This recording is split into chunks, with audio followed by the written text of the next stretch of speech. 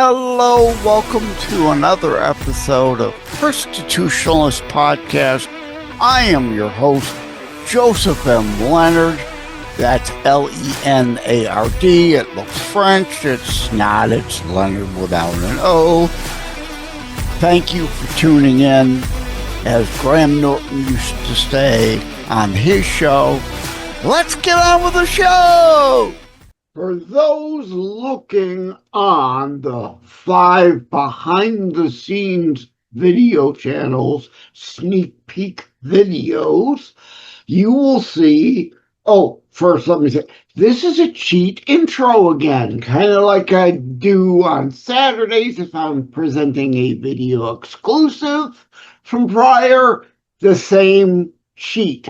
You'll see the same or hear on the 40-ish audio-only platforms, this same mini intro, but I am wearing the Book of Kennedy Project Carpe Diem book shirt because welcome to Books/Authors Week, just 1 week, for April of 2026. Prior, I had Books/Authors Weeks this time to get caught up on some back interviews of authors.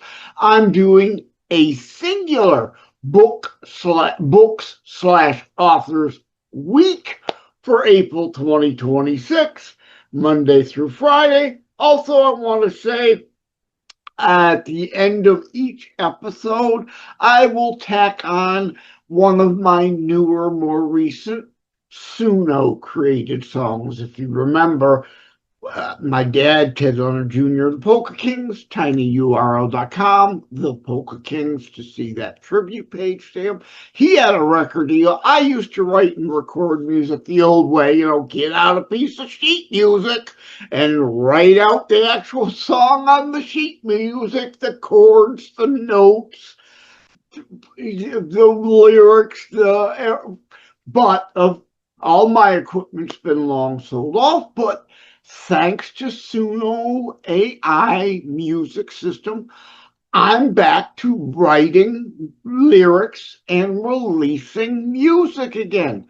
Thank you, Suno. So each day, Monday through Friday of Books/Authors Week 2026, April, I will tack on a Suno-aided, created new song from Joseph M. Leonard, JLenardDetroit on Suno. So thank you to them, and I've already delayed things, so without further ado, let's get to an author. Joining me today will be Maria Jane to talk about autism. Autism, there is a spectrum. In March, I had a show with April Langford talking about autism, so please check back on that episode in the back catalog. I will be talking to Maria Jane in April. I don't know exactly when the episode with Maria Jane will air, but there's a different kind of spectrum I figured I should do an intro about first, and it's regarding ADHD and OCD. Those are both spectrums, and you might think that they are absolutely separate, but not always. Like myself, I deal with issues at times of a lack of ability to focus on something, ADHD, and OCD, brain type, where other times I can't stop focusing on something. Obsessive compulsive disorder, obsessed, and the brain won't shut off about something, will not. And over time learned, and I wrote songs about this, to let it go. Yeah, think the Disney song, right? Let it go, let it go. You have to learn to try to let some things go. And there's the other OCD more people are aware of and think and know of, at least Howie Mandel famously become a spokesperson for OCD in so much of him being germophobic. And his OCD is in the form of, like, he can't just wash his hands once. He obsesses over it and washes them 10 times, which I lightly touch on in one of my songs.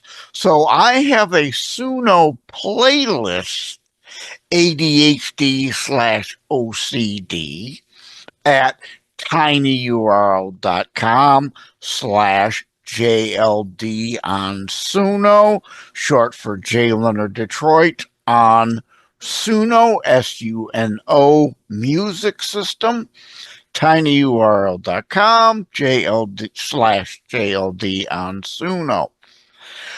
So I wanted to at least refer to the spectrum ADHD, OCD, and those who deal with a combo of the two, and OCD as kind of, in a way, two different things. It can be obsessive compulsive, like in one of the songs that I wrote about it, addressing the issue. Did I check the door? Did I check it? Oh, did I leave the stove on? Oh, check the stove 10 times. That's an obsessive compulsive disorder, as well as also just in your own head, your brain never shut off. A different kind of OCD, just obsessively rethinking through things, but not, worrying about something over and over. At any rate, okay, I don't want to drag this intro out. I just felt it important to do a setup to discuss its spectrum, like autism has a spectrum. There are different levels, different degrees of it. So I'm going to leave it there. And next up will be the discussion with Mary Jane, again, which will be recorded in April. Not sure when it will air. And again, check back before or after listening to the episode with Maria Jane, April Langford, the show that dropped in March of 2026. Thank you all. Take care. God bless. Let's get to the next segment with Maria Jane. Joining me today, as promised, Maria Jane. And I say as promised because Maria doesn't know I recorded a whole intro before she got here. So I went into ADHD, just so she knows, and OCD. Those are spectrum issues also, and often in relation and conjunction with other compounded problems, as is autism also is.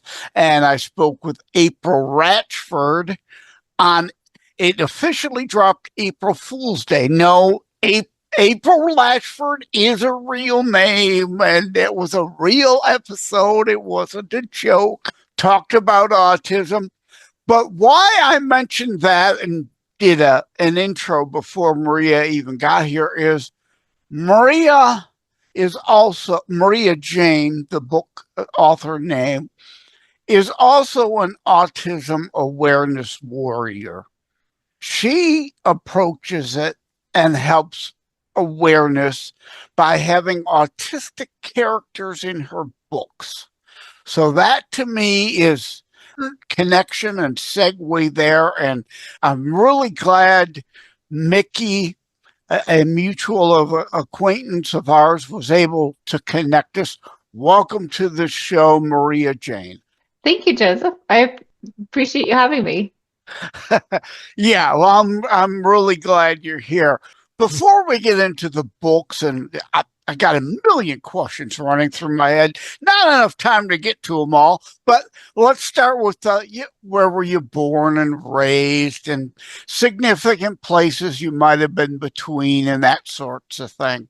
Right. I grew up in South Georgia, rural South Georgia, and I went to college in Atlanta and then moved to, I guess, sort of the Northeast. Lived outside of Philly for 9 years, and now I've lived almost 20 years here in the Denver area. Okay.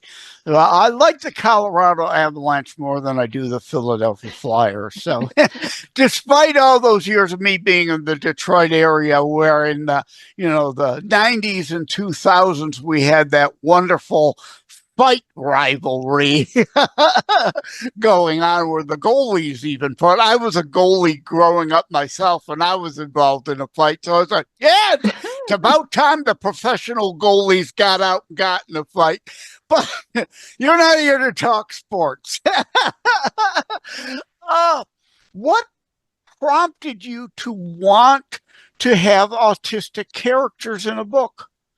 Well, I have several people in my life that are on the spectrum a little bit and wanted to explore more about how you have relationships with these people and how you can grow relationships with these people. And I was reading more about it. They have the reality shows now are so good that you could just experience the culture and experience the people. And it just made sense for me to kind of incorporate a character, just because I'd been doing so much research and so much reading and so much paying attention to this community that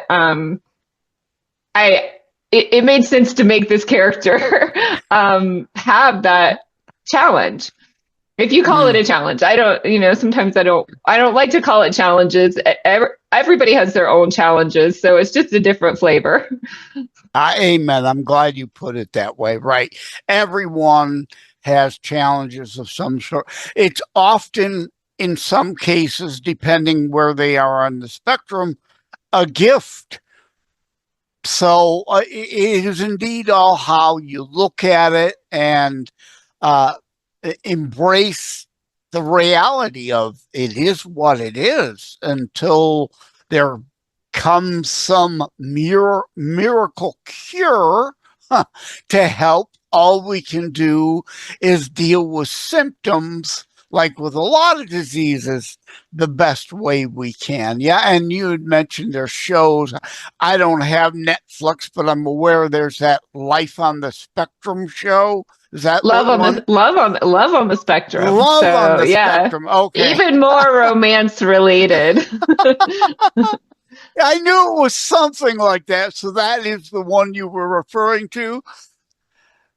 Yes, and there is a romance series. It's a fictional series, and I'm gonna not remember the title of it now, but about a high school boy who, and it follows him through most of high school and how he deals with his day-to-day of being in a traditional high school and how he transfers to college and how he navigates all of those things. And I think it did a really good job of showing his challenges as well as his growth. And he was seeing a therapist and he had relationships, even though they look different sort of than your normal relationships. And the people around him, like I would embrace people around me, embraced him, right? And were able to be in those spaces with him.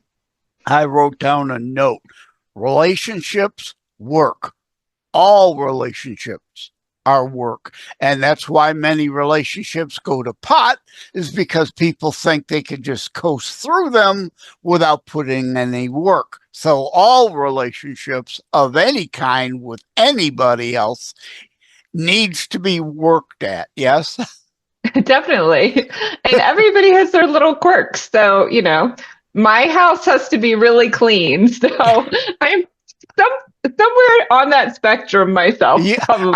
I'm on the OCD brain, just I flip-flop ADHD, OCD, sometimes having trouble concentrating on a particular issue, and other times I'm fully OCD brain where I just can't stop thinking. Yeah, I can't sleep because the brain won't shut off. I mean, yeah, or shut up or shut off, however you want to look at that. I'm not on the OCD kind of Howie Mandelish.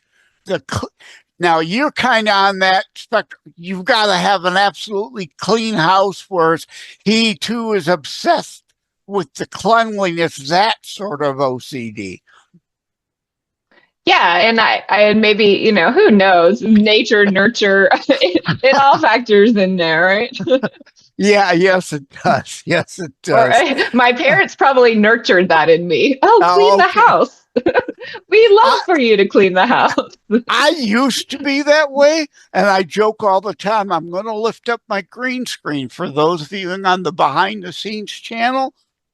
I'm not a hoarder, but I am a slob. Look at all that stuff on the ugly couch under the green screen there. I'm trying to hide. Right?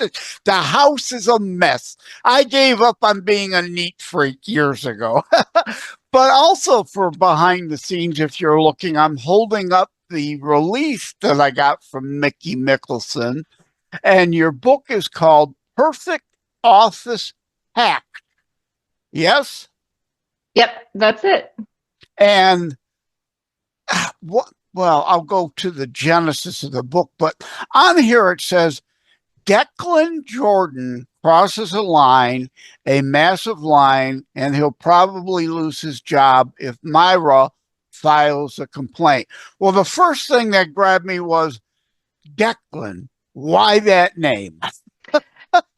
Yeah, so that was kind of interesting. I have my reader email list, and I decided to send out to my readers like what name should be for the major character, and they picked the name. You crowdsourced it in a way. Yeah, I crowdsourced the name. So well, that's a perfectly valid and good reason to do that. But I'm as an author myself, I am always curious. Usually there's a point, a purpose, a reason of some sort behind every name. It's usually not, oh, give me the phone book. Oh, page 11 randomly. Oh, there it is. Abbott. What, right? There's usually a reason. So, indeed, what was the genesis, or where did the title come from? The Perfect Office Pact. right. So Mira is the main character, and she's starting a new job at a real estate firm. Declan is the owner of the firm, and he was also her professor when she was in real estate school. So she kind of assumes that he doesn't like her. Like she's very outspoken and she's quick to answer questions. And I guess we don't really see that part, but her impression is that he doesn't like her. But he's hiring her anyway, right? So she still has to come to this job and deal with a potential boss who maybe doesn't like her very much. And then the first day she gets, well, that's kind of a side thing, so I won't get into that. But yeah, we don't want to give too many spoilers, right? Yeah. No, but Mira's in a relationship at the beginning of this with and I don't even remember his name, but it's not important. Anyway, so Mira is with her boyfriend, and she is walking with her boyfriend, and they have a breakup, and they have an argument or a breakup, and she's upset, and so she walks away, and she realizes that Declan, the boss, is sitting there watching this whole encounter and has seen what happened, right? And has heard a lot of maybe her personal information that she didn't really want to share. So if you fast forward a couple of weeks, it comes up that they are going to this training session, and Declan's going to go. Mira, as a new employee, is going to go, and there are a couple of employees going. And she's anxious about this, Anyway, but Declan decides that he overhears that Mira doesn't know who her dad is. and he decides on his own to find her dad. Uh-oh. So he steals personal information from HR, right? He goes in the computer system, he finds the personal information, and he does this search because he's a computer guru. And he finds her dad, basically. And then when they get to California, he drops it on her. Hey, well, I really came to this meeting because this is where your dad is. And she is, well, number one, she's grateful that, okay, yes, this potentially is her dad, who she might not have had a chance to meet otherwise. But number two, this guy has stolen her information, and major breach of, personal identity, personal line crossed. So she decides, well, I mean, yeah, she could go to the board and have him fired. Right? Let's leave it dangling at that as the tease. Because again, I don't want to give too much of the book away. We want to tease people into wanting to, of course, buy and read the book. Right. So the obvious then question with the lead in to this is, who is autistic and how does that play a role? Right. So Declan is the autistic character. He is very high functioning, very smart person, but the personal interaction is a challenge for him. So he crossed this line. Right. Right. That makes perfect sense to me there now. Yes. Yeah, he crossed this line to help her because he felt something for her and he wanted to help her. However misguided the help may have been, but it was within his ability to help her. So he did. But there are a lot of lines that got crossed there.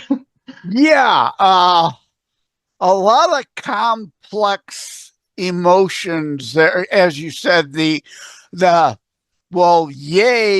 I kind of eventually wanted to know who my father was, but this was not the way to either get that information or have it presented. So it gets rather complicated in there, I guess. Right. Yeah. And where the pact comes in is that she decides, okay, well, he crossed a line.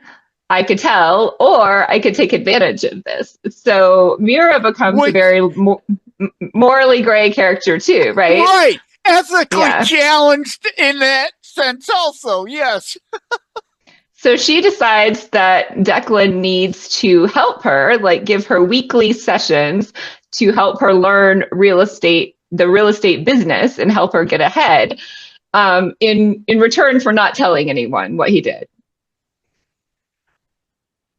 A little harsh in the terminology, but blackmail, extortion. Yeah, a little bit there. So, it's very new for me to write a character who does something like that. So I was surprised with the storyline myself. Yeah. Well, it's not direct blackmail or extortion for a direct payment, but I mean, money through increased access and increased knowledge and then ability to make more money on her own for herself she wouldn't have otherwise gotten to without that. So it in and of itself is very complicated there too. Yeah, well, maybe she would have gotten there, but maybe not so fast, right? Right. Yeah, thank you. That's the better way to put it. She tried to kind of cut some corners and speed the progress along. Yeah. So this is not your first book though, right? No. It's the fourth.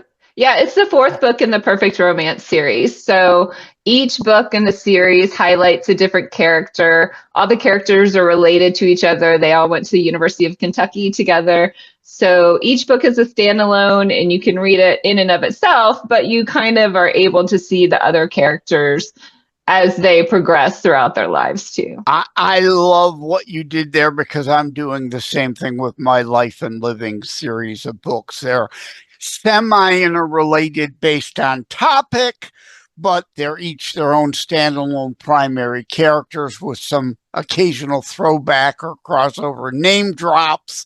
But if you only read one book, you don't miss out. So it sounds like the same thing here. Any one book can be read. They don't necessarily have to be in order if you want to read the whole series. Right. I think eventually it might matter because some people might be together when you didn't realize they were together or not together. But that's your probably very small details. You would still want to know how it happened, right?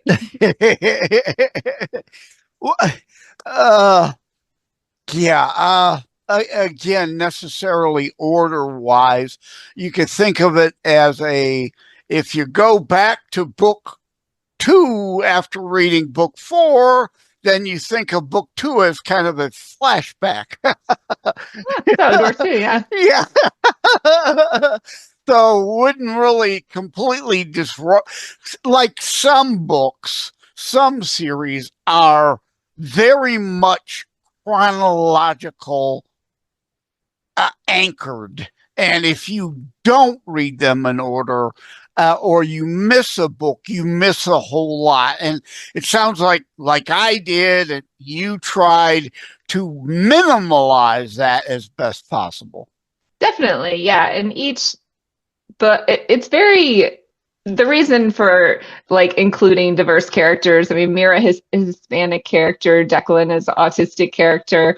Other characters in the other book are Asian American and Black characters. So I really wanted to give that whole flavor in the series of multicultural relationships and multicultural experiences and learning more about just acceptance of diversity. Yeah.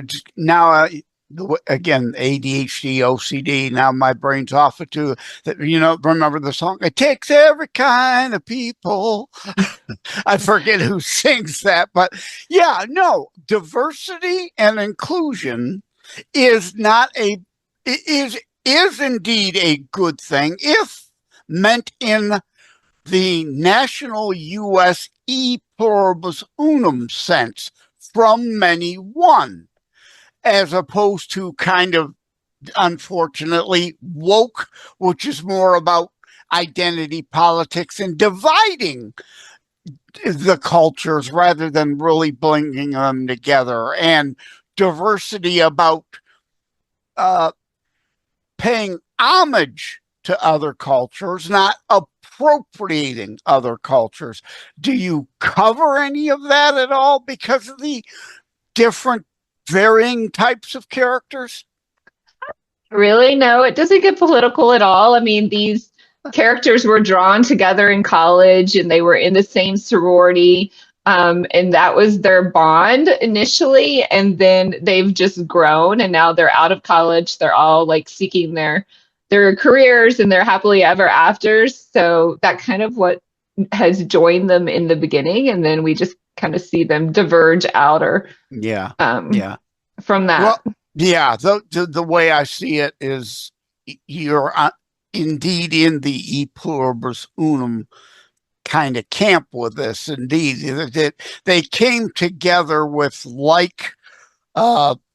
through the same college, somewhat like-minded, regardless of skin tone or origin, and understand that other people are still bleed red inside. Yes. And it's unfortunately exterior forces that keep wanting to divide us all the time. Yeah, we definitely most people have had the experience of falling in love and getting broken up with, or all of those human things. Right. Yeah. That's pretty much the same human nature, human condition that I go into my Life and Living series also. Right. We all deal with those things. And if we could focus on things that indeed we share and bring us together, the world in general would be better without having to talk about it. I would think potentially people would see that as an unspoken underlying thing, maybe. Right. I mean, I just wanted to bring a lot of different characters to the stage. I mean, because that's what reflects what we see every day, right? So, yeah. Oh, I yeah, I gotta confess, today is one of those I'm just so tired kind of days. So you know what I mean? We all have them. So it's like days upon days leading up to this. Oh yeah, a million questions. And now that I'm talking to you though, they've all left my brain. uh, are you currently working on a net? When did Perfect Office Pact release? That released no, 2020, must have been 2024, maybe, or 2025. No, it's 2025. It was February 2025. So a little bit over a year ago, right? Okay, so My brain is not working, but yeah. So yeah. The next book comes out so I'm having re-releases of the first two books in April and May. So that's Perfect and Perfect Always. And then the fifth book, Perfect Secrets, comes out in June. Okay, yeah, that was the obvious next question I was leading to. Is there a next book? And indeed, we've already covered that. So it's all set and ready to go, or you're working on it now? No, it's all set. It's on pre-order on Kindle. This one's set in the Denver area, so that was kind of fun for me to write of where I live now, and with two new characters who you will learn their story as well. That's good. You get to live other places through other people and books that way. I really like that. So where do the other ones, what settings do the other ones take place? So the first book is kind of a weird book. It's called Perfect, and it is an alternative ending, kind of choose your own ending romance.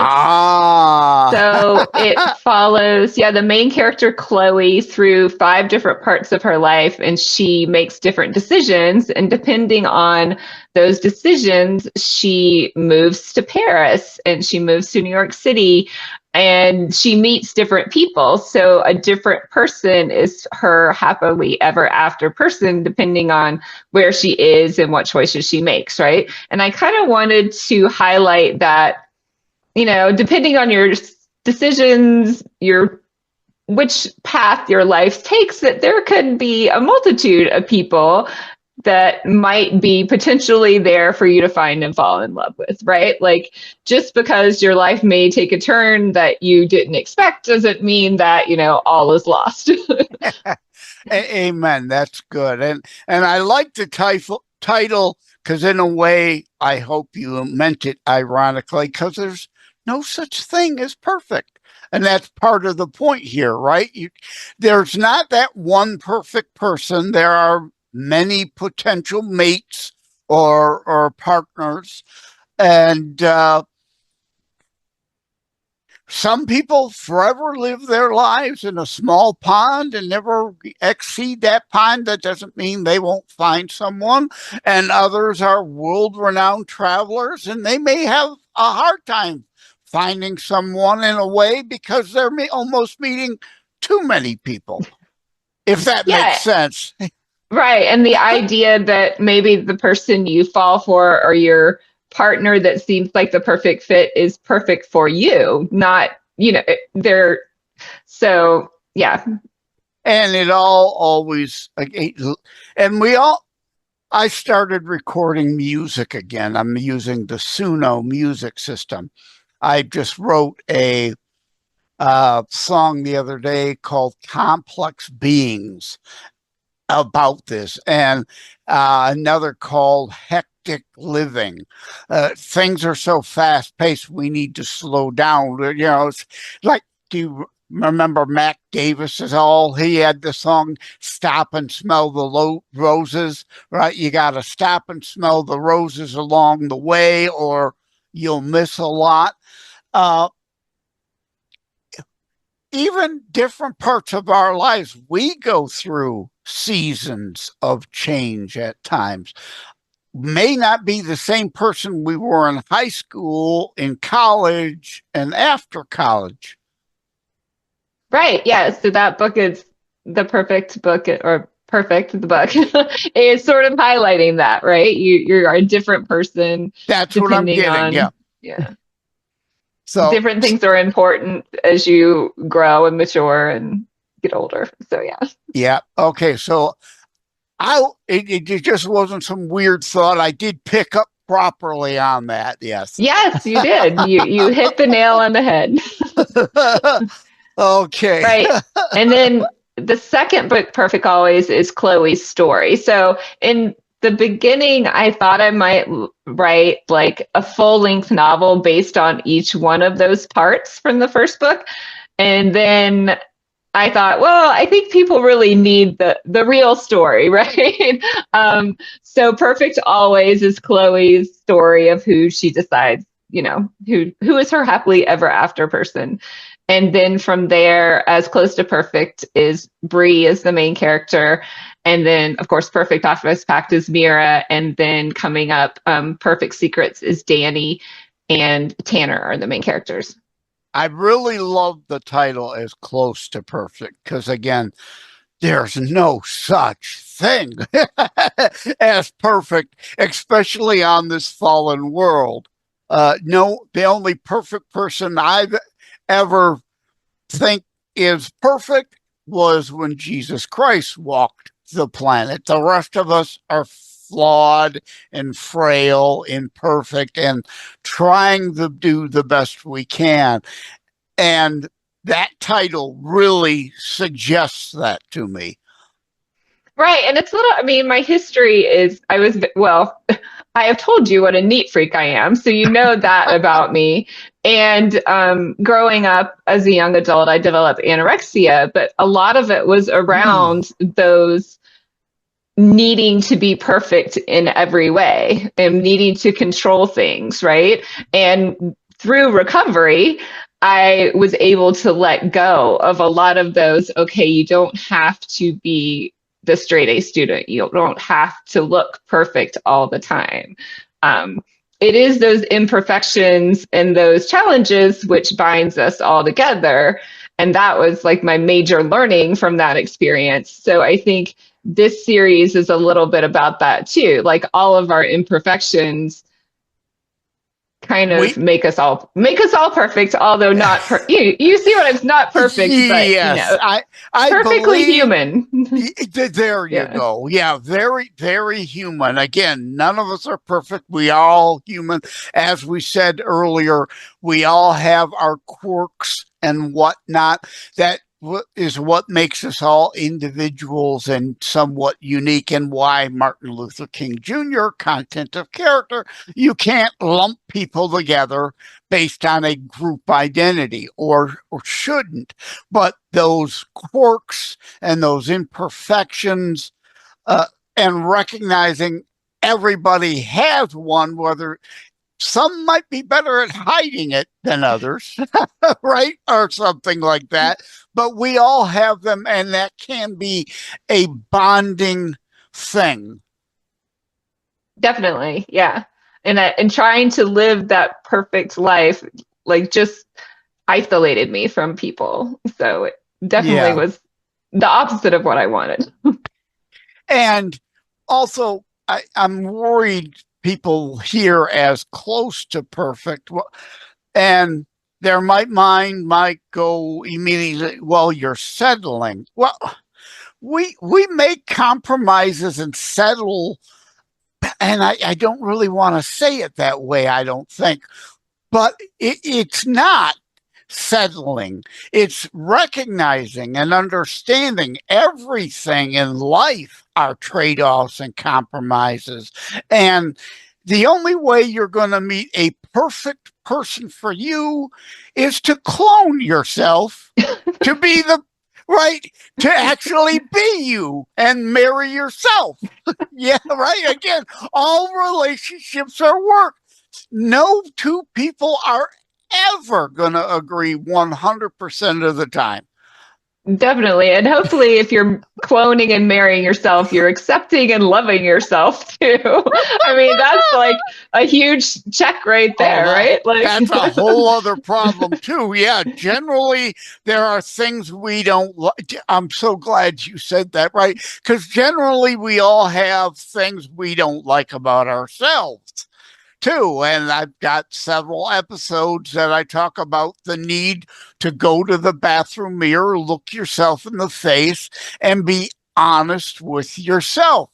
A lot of people can't self-reflect, and they lie to everyone, including themselves. And we need to be honest in ourselves first before we can really truly be honest with someone else. Yes? yes, definitely. I mean, yeah, you sometimes keep on blinders about things you don't want to face, I guess. um,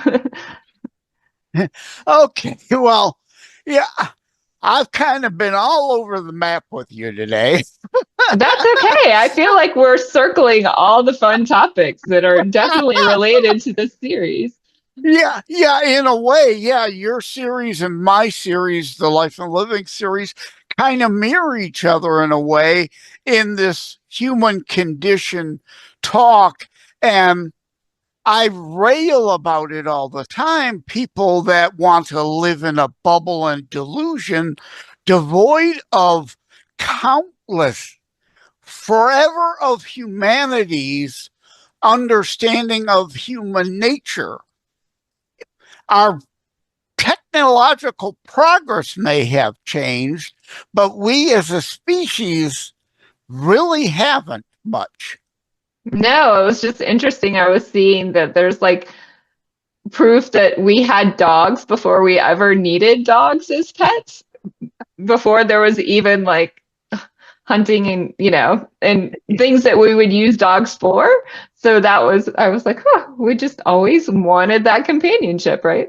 Yeah, oh, absolutely. I mean, going back to Egypt, obviously, there's always been the connection with cats back in the Egyptian days. But yeah, that's a human companion issue there, a desire to have a relationship, even with another being, another species, a dog, a cat, a bunny, a ferret, or whatever.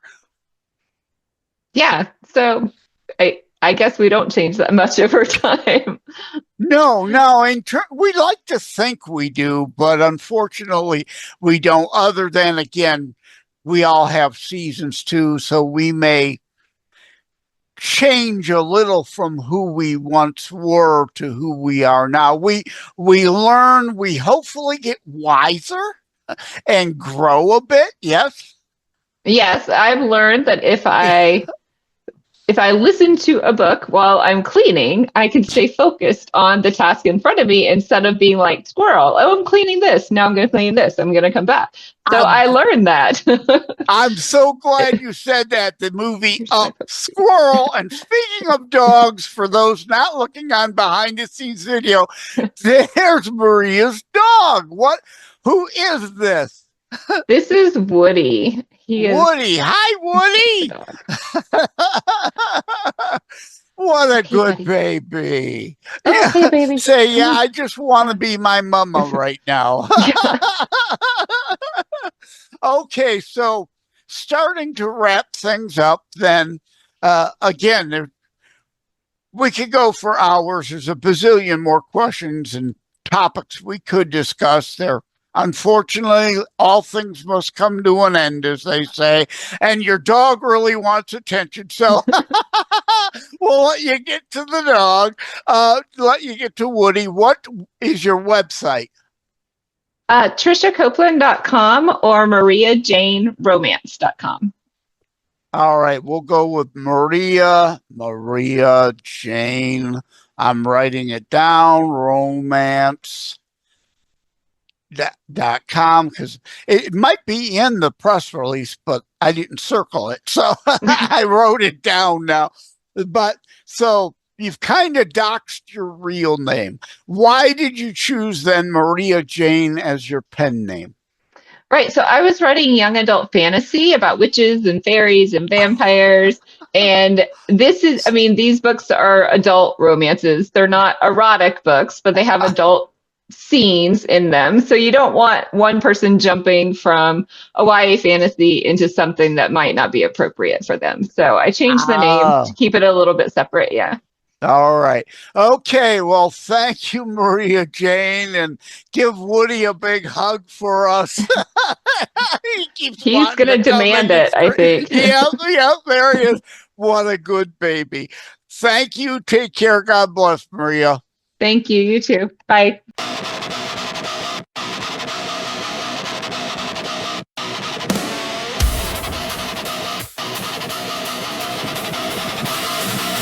Wide.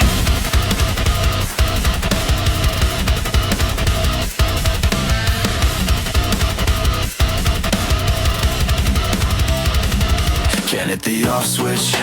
Thoughts keep spinning like a glitch in the mix. Counting sheep, but they're running track laps. Every number just snaps right back. Cut nails short so I don't pick skin.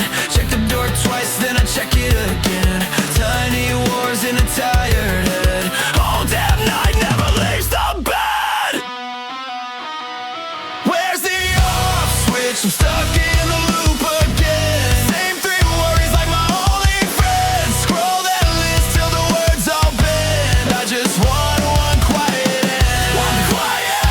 Where's the off switch? Brain stuck bright on red. Chasing thoughts till the dawn breaks dead. Say let go but it grips instead. I just want one quiet end.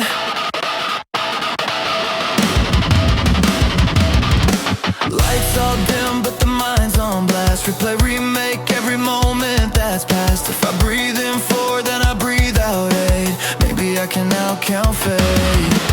Wash my hands till the doubt runs dry. Still hear what if I'm in under the tide. I know the script but I hit rewind. Same sharp scene every single time. Is it me or the fear in my name? If I stop, do I fall out of frame?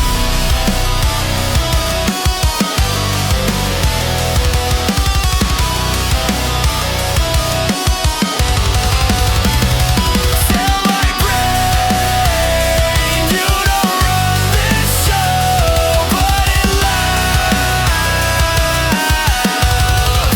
What do you know? Where's the off switch? I'm stuck in a loop again. Same 3 worries like my only friend. Scroll that list till the words all bend. I just want one quiet end. One quiet end!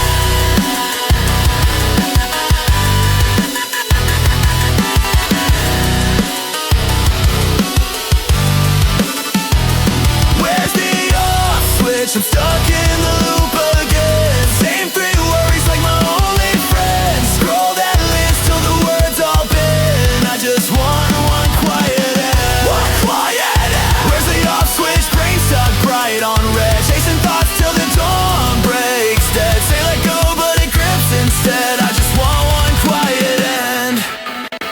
One quiet end.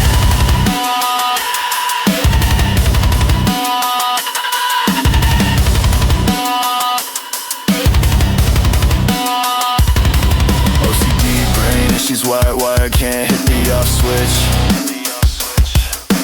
Thoughts keep spinning like a glitch in the mix. Counting sheep but they're running track laps. Peace of mind I seem to forever lack.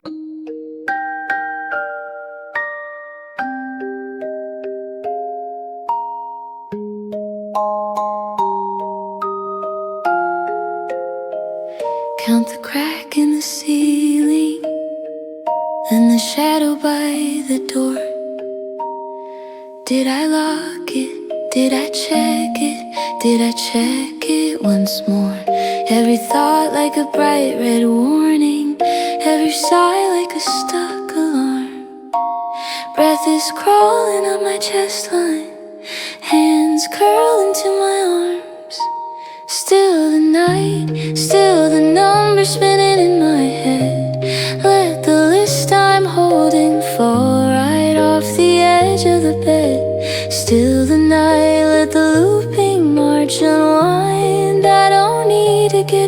perfect, just a pillow for my mind. Tap the light switch with my knuckle, whisper last time, then I'm done. Heart says run it back 11, brain says 12 or you're the one. Every what if like a siren, every memory double checked.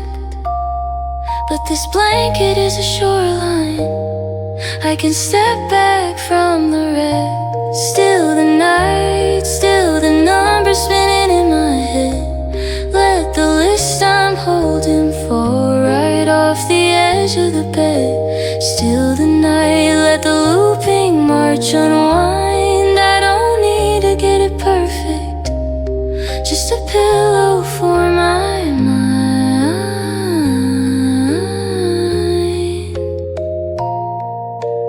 In 2, 3, out 2, 3. Name the things that I can see.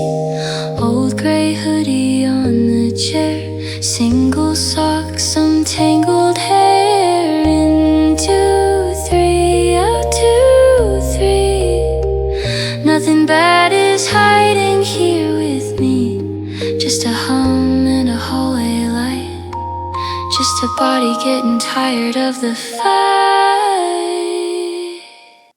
Still the night, still the numbers spinning in my head. Let the list I'm holding fall right off the edge of the bed. Still the night, let the looping march unwind. I don't need to get it perfect, just a pillow for my mind.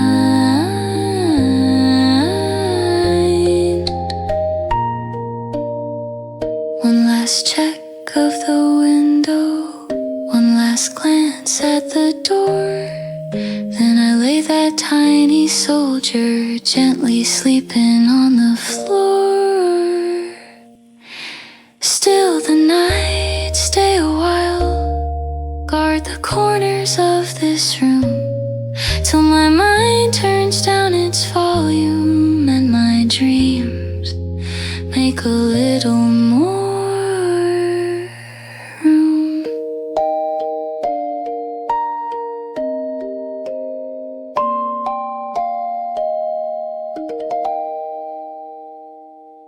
Like and subscribe to Constitutionalist Politics Podcast and share episodes. We need your help. Thank you for having tuned into another Constitutionalist podcast show. I really appreciate that you stopped by. Again, please like, share, subscribe. We need you to help spread the Constitutionalist movement. Thank you again. Take care. God bless. Love you all.